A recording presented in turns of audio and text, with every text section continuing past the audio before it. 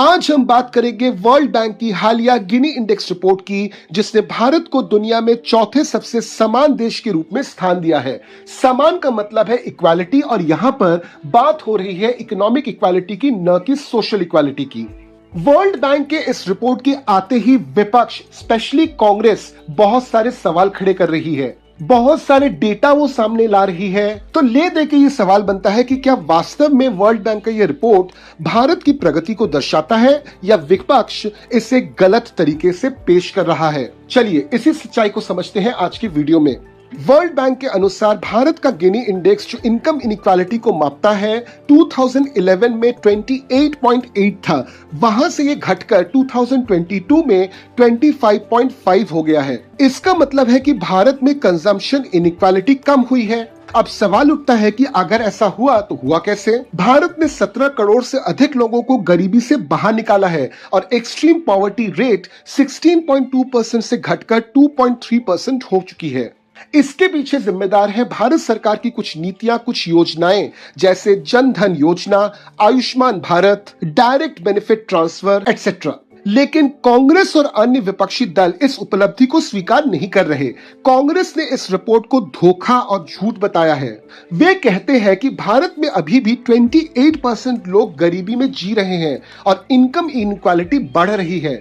अपने बात को साबित करने के लिए कांग्रेस कुछ डॉक्यूमेंट्स भी दिखा रही है। तो इस बात को थोड़े से गहराई में जाके समझते हैं कि वर्ल्ड बैंक के पास आखिर कौन सी डेटा है जिसके बलबूते पर भारत चौथे स्थान पर है, जबकि कांग्रेस के पास ऐसी कौन सी डेटा है जिसके बदौलत कांग्रेस भारत सरकार को इस रिपोर्ट पर घेर रही है। तो यहाँ पे देखिए, डेटा दो तरह के होते हैं। एक है कंजम्पशन बेस्ड डेटा और दूसरा है इनकम बेस्ड डेटा।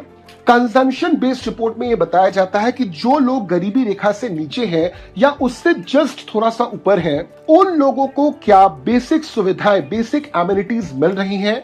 जन Dhan Yojana, Ayushman Bharat, direct bank transfer, इन सभी योजनाओं के जरिए एक्चुअली में आज उस स्तर के लोगों को डायरेक्ट बेनिफिट्स मिल रही हैं, उनको बेसिक एमिनिटीज मिल रही हैं। वहीं पे दूसरी रिपोर्ट है income based report. Income based data में यह बताया जाता है कि लोगों की एक्चुअल इनकम कितनी है।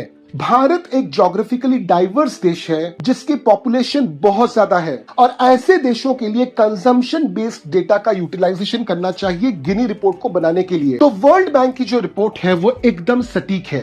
तो कांग्रेस जिस बात को कह रही है वो भी करेक्ट है, मगर उसका कहना कि इस रिपोर्ट में गड़बड़ी है, ये पूरी तरह से गलत है। विपक्ष का भारत में क्या रोल होना चाहिए, इस पे मैंने एक डिटेल्ड वीडियो बनाया है, उसका लिंक मैंने आपको डिस्क्रिप्शन में दे रखा है। उस वीडियो को देखिए तो आपको समझ में आएगा कि विपक्ष का भारत में क्या रोल होना चाहिए। और यहाँ पे कांग्रेस इस रिपोर्ट को लेकर जिस बात को बता रही है और जिस डेटा के बेसिस पे बता रही है, कोई भी एजुकेटेड इंसान ये आसानी से समझ जाएगा कि कांग्रेस किस तरह से गलत बात को गलत तरीके से सामने रख रही है। वर्ल्ड बैंक का ये रिपोर्ट भारत की प्रगति का सबूत है। यह रिपोर्ट भारत को एक समान और स्थिर अर्थव्यवस्था के रूप में बताता है। फॉरेन इन्वेस्टमेंट्स को आकर्षित करने के लिए ये रिपोर्ट बहुत इंपॉर्टेंट है। तो इस पूरे मुद्दे पर आपकी क्या राय है, हमको कमेंट पे जरूर बताइए। वीडियो अगर आपको अच्छा लगा तो इसको लाइक और शेयर जरूर कीजिए। चैनल को सब्सक्राइब नहीं किया है तो सब्सक्राइब कर लीजिए, और मैं आपसे फिर मिलूंगा एक दूसरे वीडियो में एक दूसरे टॉपिक के साथ। जय हिंद।